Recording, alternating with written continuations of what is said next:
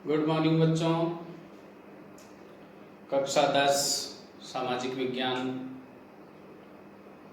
में अपने केंद्र सरकार वाला जो पाठ चल रहा है, आज उसमें हम पढ़ेंगे लोकसभा की शक्तियाँ, अधिकार और कार्य। देखो बच्चों, इससे पहले अपन ने पढ़ा था संसद की शक्तियाँ और कार्य। तो जो संसद की शक्तियाँ और कार्य हैं वो ही अपन लोकसभा की शक्तियाँ, कार्य या अधिकार और राज्यसभा की शक्तियाँ, कार्य और अधिकार। इनमें जो कुछ मूलभूत अंतर है, कुछ विशेष जो कार्य या अधिकार इनको प्रदान किए गए हैं, उसके बारे में अपन समझेंगे। और लगभग वही अधिकार, शक्तियाँ जो संसद की शक्तियाँ, कार्य और अधिकार में अपन ने पढ़ा था, वही इसमें आएगी। तो आइए देखते हैं, उन्हीं की आपकी पुनरावृत्ति भी हो जाएगी और समझने में भी इजी हो जाएगा। तो देखते हैं लोकसभा की शक्तियाँ, अधिकार और कार्य। और इसमें पहला है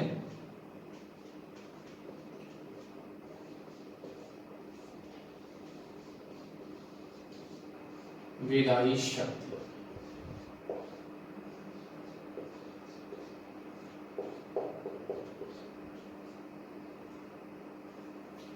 देखो, विधायी शक्ति कानून निर्माण की शक्ति या विधायी शक्ति जो है वो भारतीय संविधान में संसद को प्रदान की गई है। और संसद के जो दो सदन हैं, लोकसभा और राज्यसभा, ये कानून बनाने की जो प्रक्रिया है वो पूरी करते हैं। और दोनों सदनों से अलग अलग विधेयक पारित होकर के राष्ट्रपति के पास जाते हैं और उनके हस्ताक्षर होने के बाद में वो कानून बन जाते हैं। अब जो विधायी शक्तियां हैं उसमें जो साधारण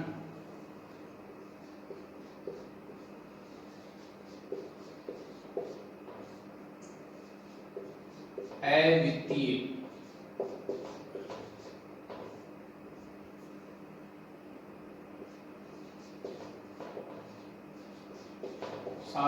अवित्तीय विधेयक एवं संविधान संशोधन विधेयक,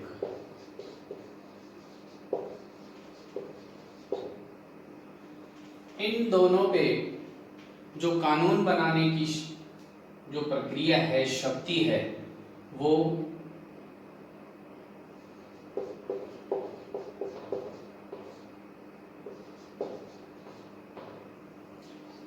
कानून बनाने की जो शक्ति है दोनों पे, वो लोकसभा और राज्यसभा दोनों को बराबर है।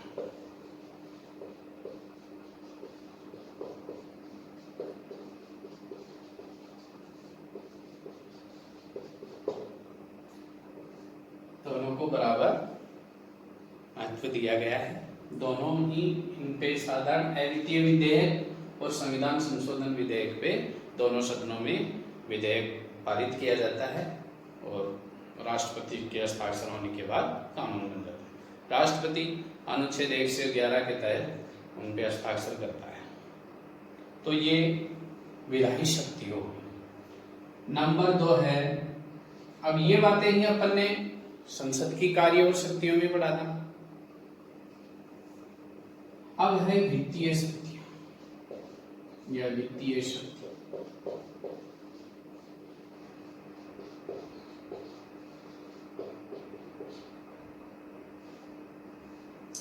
देखो बच्चों, जो वित्तीय शक्ति है, तो संसद में वित्तीय मामलों में जो विधेयक होते हैं उसमें महत्वपूर्ण स्थान लोकसभा को प्राप्त किया गया है।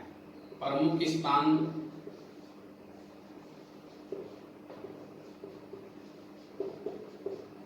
लोकसभा और गौण जो स्थान है वो राज्यसभा।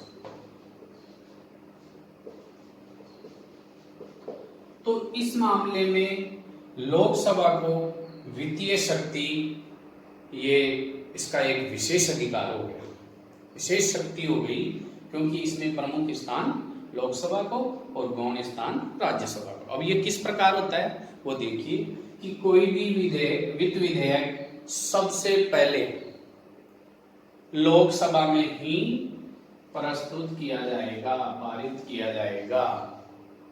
इसके बाद वो राज्यसभा में भेजा जाता है। अब राज्यसभा उसको 14 दिन की अवधि के अंदर अंदर उसे पुनः लोकसभा को वो लौटा सकती है, अपने सुझाव दे सकती है, कुछ संशोधन की बात कर सकती है, लेकिन ये चीज लोकसभा की इच्छा पर होती है कि उसके सुझाव को माने या न माने, स्वीकार करे या नहीं करे। मान लो 14 दिन की अवधि में राज्यसभा उसको वापस नहीं भेजती है, तो वो वित्त विधेयक राज्यसभा से पारित मान लिया जाता है। तो इस मामले में लोकसभा को विशेष शक्ति प्राप्त है। अगला आता है, अगला जो कार्य शक्तियां हैं वो है कार्यपालिका पर नियंत्रण की शक्ति।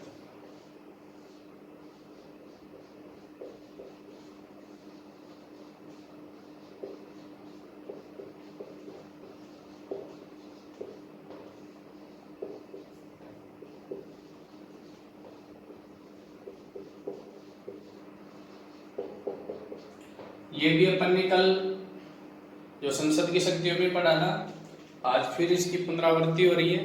तो कार्यपालिका मतलब जो मंत्रिमंडल है वो संसद के प्रति, या व्यवहार में अपन कह सकते हैं लोकसभा के प्रति उत्तरदायी होता है। तो जब तक लोकसभा का विश्वास प्राप्त होता है तो मंत्रिमंडल बना रहता है। अविश्वास प्रस्ताव आते ही मंत्रिमंडल या जो सरकार है वो हट जाती है। तो ये कार्यपालिका में जो मंत्री परिषद, मंत्रिमंडल होता है वो शामिल होता है। तो वो कब तक टिका रहता है? जब तक लोकसभा में विश्वास प्राप्त हो।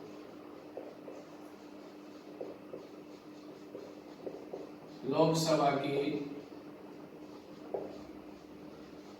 विश्वास पर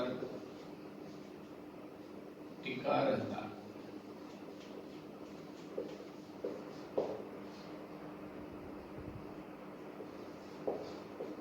कौन?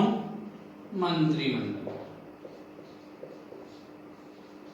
या हम कह सकते हैं कार्यपालिका। तो ये कार्यपालिका पे एक नियंत्रण हो गया। कार्यपालिका अपनी मनमर्जी नहीं कर सकती, मनमर्जी करे तो लोकसभा उसको काम रोको प्रस्ताव, अविश्वास प्रस्ताव, इनके माध्यम से निंदा प्रस्ताव उस पर नियंत्रण कर सकती है और अविश्वास प्रस्ताव ला करके तो उसको हटा सकती है। तो ये कार्यपालिका पे नियंत्रण हो गया। अगली जो शक्ति है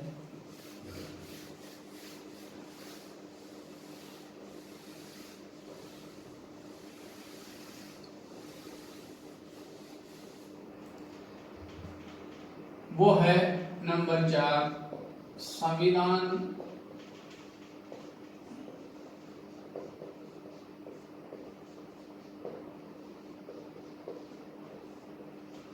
संशोधन की शक्ति।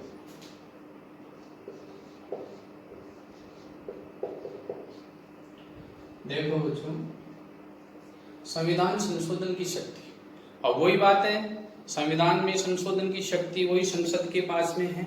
और भारतीय संविधान के अनुसार अनुच्छेद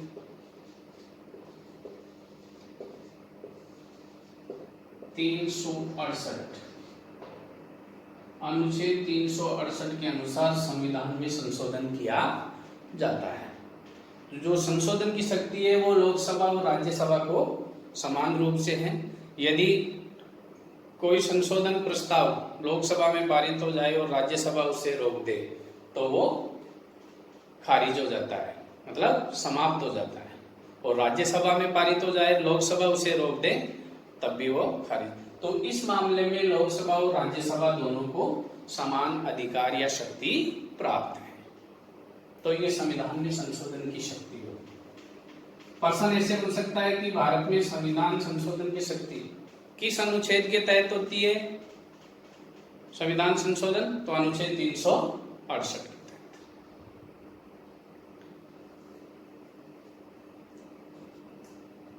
अब आगे आता है निर्वाचन संबंधी अधिकार।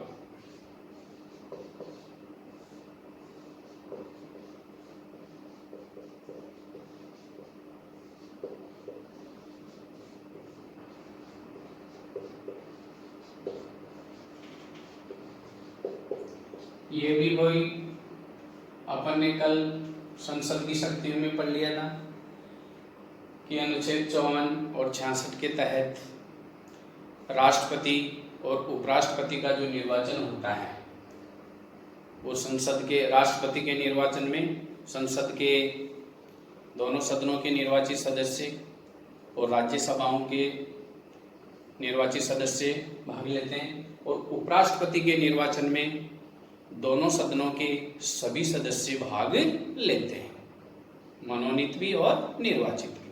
तो बात वही आ गई कि अनुच्छेद 54 के अनुसार लोकसभा के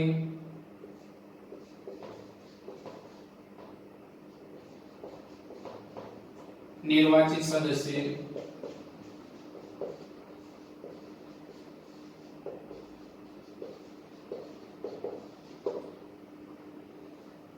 राष्ट्रपति के निर्वाचन में भाग लेते हैं,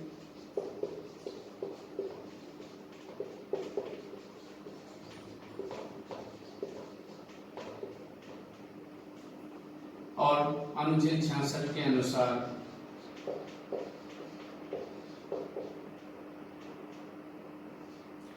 उपराष्ट्रपति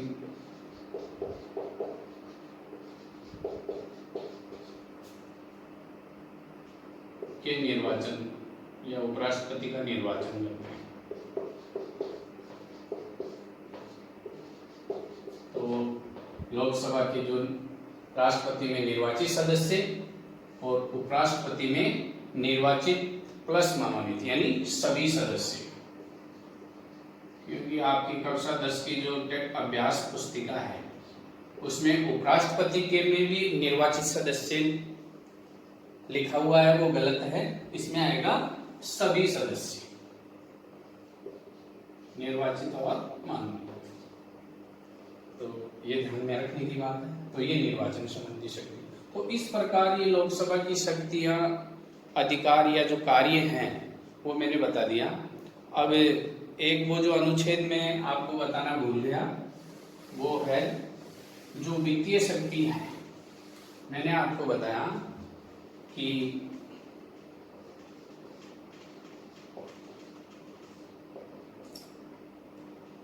जो वित्त विधेयक है वो सबसे पहले लोकसभा में ही प्रस्तावित किया जाता है।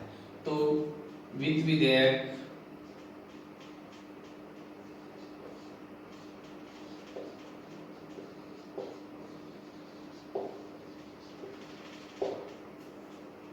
अनुच्छेद 109 के तहत सर्वप्रथम लोकसभा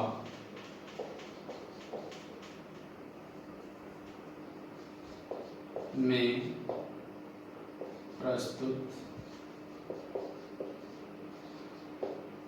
या प्रस्तावित किया जाता है।